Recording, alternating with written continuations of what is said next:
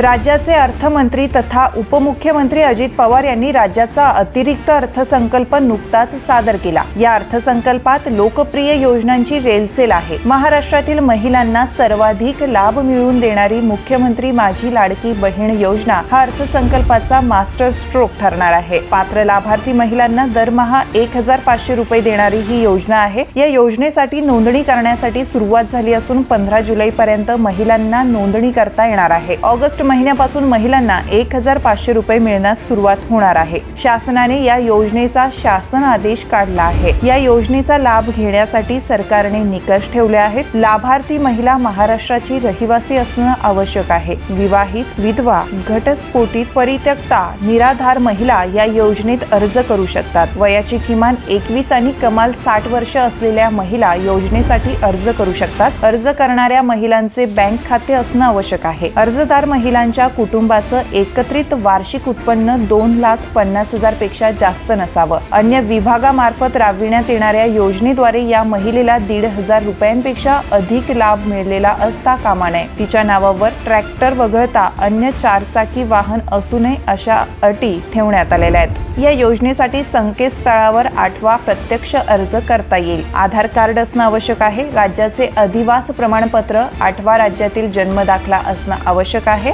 Bank खात्याच्या पहिल्या पानाची छायांकित प्रत जोडणं आवश्यक आहे। योजनेच्या अटी आणि शर्तीचं पालन करण्याबाबतचे हमीपत्र लाभार्थी महिलेने अर्जासोबत जोडणं आवश्यक आहे। अर्ज दाखल करण्यासाठी महिला प्रत्यक्ष उपस्थित राहणं सक्तीचं करण्यात आलंय। या योजनेचे अर्ज अंगणवाडी केंद्र, बाल विकास प्रकल्प अधिकारी कार्यालय, ग्रामपंचायत आणि महानगरपालिकेचे वॉर्ड कार्यालय, सेतू सुविधा केंद्र तसेच महाई सेवा केंद्र येथे भरता येणार आहे। अर्ज भरणा 1 जुलैपासून सुरू झाला असून अर्ज सादर करण्यासाठी 15 जुलै ही अंतिम तारीख आहे। प्रारूप निवड यादी 16 ते 20 जुलै रोजी प्रकाशित करण्यात येणार आहे। त्यावर हरकती 21 ते 30 जुलैपर्यंत नोंदवण्यात येणार आहे। अंतिम निवड यादी 1 ऑगस्ट रोजी प्रकाशित करण्यात येणार असून प्रत्यक्ष लाभ 14 ऑगस्ट पासून मिळण्यास सुरुवात होणार आहे। अजित पवार यांनी सादर केलेल्या अर्थसंकल्पावरून विधिमंडळात जोरदार खडाजंगी झाली। अभ्यासू आमदार आणि माजी मंत्री जयंत पाटील यांनी अनेक तांत्रिक मुद्द्यांवर राज्य सरकारला कात्रीत धरलं।